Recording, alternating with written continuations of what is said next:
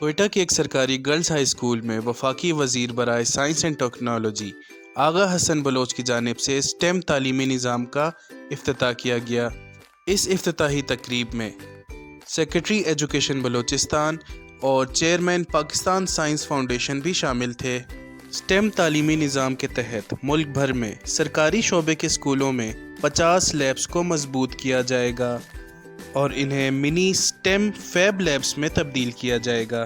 اس منصوبے کو عملی جامہ پہنانے کے لیے آغا حسن بلوچ نے 2 اسکولوں کو 10-10 لاکھ روپے کا چیک دیا۔ اس کے علاوہ 5 چھوٹے اسکولوں کو لاکھ روپے کا چیک دیا۔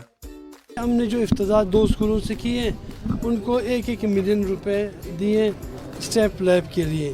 اس کے بعد اور باقی جو آپ کے افضل خان اسکول کچلا کا اسکول ہے اور ذرا ٹاؤن اسکول ہے ان کو 1-1 لاکھ روپے کا انہوں نے اسٹیم پروگرام کے تحت پیسے دیے۔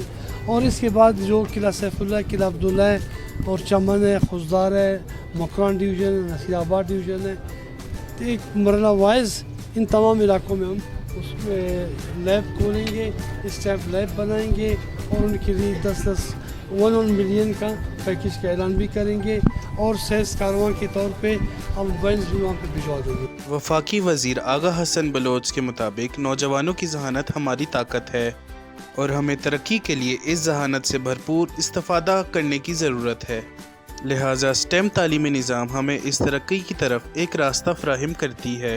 تقریب کے اختتام پر اسکول کی انتظامیہ نے وفاقی وزیر آغا حسن بلوچ اور دیگر کو اعزازی شیلڈز بھی پیش کیں۔ وش نیوز کوئٹہ۔